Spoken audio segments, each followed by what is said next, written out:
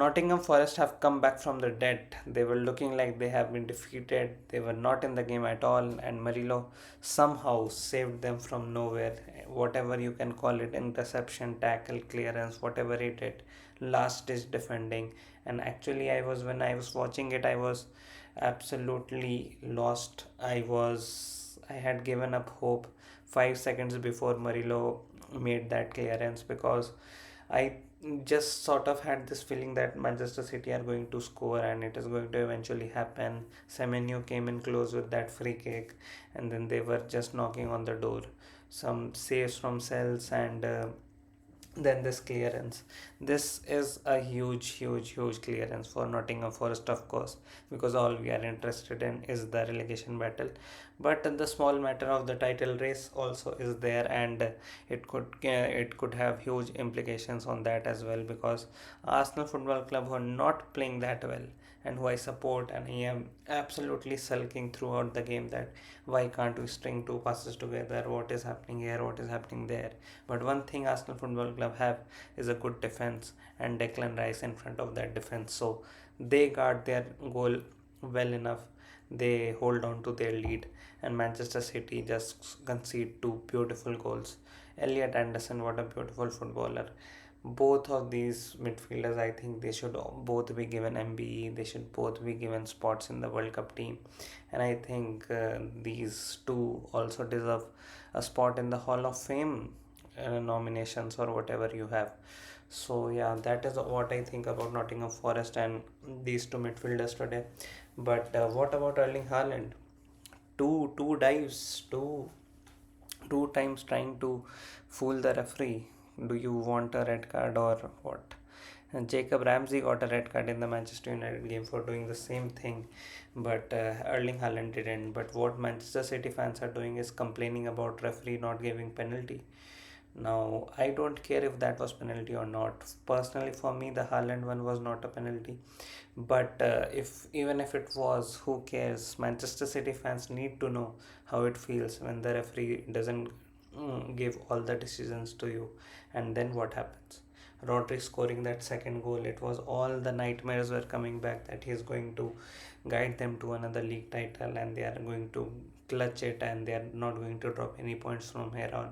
But no matter how many defenders, no matter how many attackers, no matter how much money you spend, Pep Guardiola, you are not able to coach a defense. Your defense is leaky, and it is conceding goals, and you cannot hold on to your leads.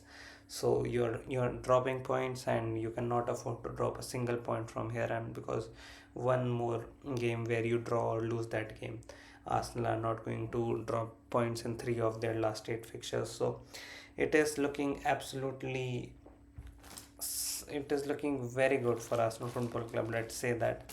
Let's not get too ahead of ourselves. They are also not playing that good football, but bottling it from here would be embarrassing. But yeah, I feel like it is absolutely sealed for Arsenal, and they deserve it. Not for this season, but for whatever they have done in a long period of time, in the 5 years Arteta, what he has built and what he has made Arsenal Football Club. They are one of the best teams in the world. They are top of the Champions League, top of the Premier League. They are in every competition. They are in the Carabao Cup final. They are going for everything, and he has made this squad, the squad depth they have now, the quality of players they have, the quality of players they have coming from the academy, the quality of players they are sending on loan.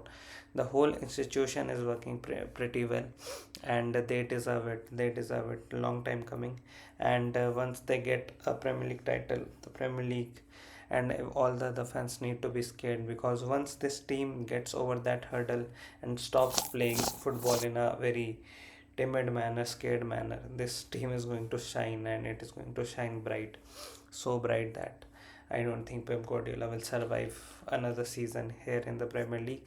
But one manager who should also not survive in the Premier League for another season is Unai Emery, and have been very adamant about how Emery is one of those managers who pleases you by making some short fixes, and you go on a winning run, and you are very happy that oh my god, this manager is the greatest manager in the world. But then you slowly start uh, you start seeing what all is going on and how rotten the club is getting, how he is destroying the club from within. And I feel like he's doing that. If you look at the wages the players are getting, and if Aston Villa can afford it or not, those sort of things, you look at the club from behind, and it is not behind, that is terrible phrasing, but you get it. Like if you see the club internally, that is, it is actually getting weaker and weaker. The longer Unai Emery stays in a club, it will get internally weaker. And I was very happy when he left Arsenal for obvious reasons, because he had absolutely destroyed everything Arsene Wenger taught us about football in a few months' time. So I wanted him gone ASAP. But Villa are losing, and obviously, if you are on Twitter, you would be seeing the guys who do XG. They are pretty happy because Aston Villa were constantly overperforming their XG, scoring goals from outside the box, um, absolutely getting, things were happening for them. Things were happening, and they are not happening anymore. Those magic moments are not coming, and Unai Emery is as clueless as anyone. Lost to Arsenal 4-1, now losing to Chelsea 4-1, getting absolutely smashed, conceding chances, not having any idea how to score a goal, dependent on Morgan Rogers too much, I think.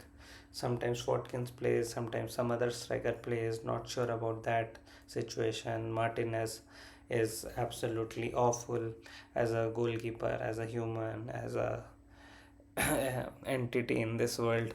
But yeah, I am pretty happy with that. But what I will actually like to praise is Chelsea Football Club, because they can play football. The pass Caicedo made to Cole Palmer, when he found himself, Caicedo was here, he passed it to Cole Palmer there. That injection of creativity, that bravery of playing the ball through the middle of the pitch, that is what makes Chelsea special, because they have young players, they have energetic legs, but they also have technical quality in their team. They might not have control over their emotions, but they for sure have technical quality. And Cole Palmer is doing really well. Joao Pedro is doing really well. Joao Pedro is in absolutely insane form. He has been scoring goals for fun, assisting, overall play, his technical quality, his hold up play, everything is absolutely top notch, and he is doing really well. In the middle of the season, he was having a little bit of a dip. He did not start the season as brilliantly as first thought, but now he has picked up form, and he's looking like like one of the best strikers in the world right now. So he is doing pretty well, and Chelsea Football Club are doing pretty fine now. They are I think they are now in the fourth position, just above Liverpool, equal on points, ahead on goal difference. So that would be a big boost for them. Huge win for West Ham as well, because they held on to a 1-0 lead. It was uh, yeah, Fulham dominated the game. I did not see the game, but I am just looking at the stats and telling you. I think Fulham sort of dominated the game, but Somerville has been in beautiful form. Bowen has been in great form. He's always there for them. Gerard Bowen he is a Premier League legend for me, because West Ham have been struggling for a large amount of this decade. They have absolutely struggled for they have been struggling in relegation battle from last 2 3 years maybe. Their fans have been unhappy for last 4 5 years. So, as the moment they entered this London stadium, or whatever you call it, it was downhill from there, and Gerard Bowen has stayed there. He has fought for them, and he has done really well, and he has made them proud. So I don't want West Ham to get relegated, because they have so much history, they have so much talent, they have the money to spend. If they get relegated, we will Premier League will lose a huge club, and I think they don't should not get relegated, but they are fighting for their lives.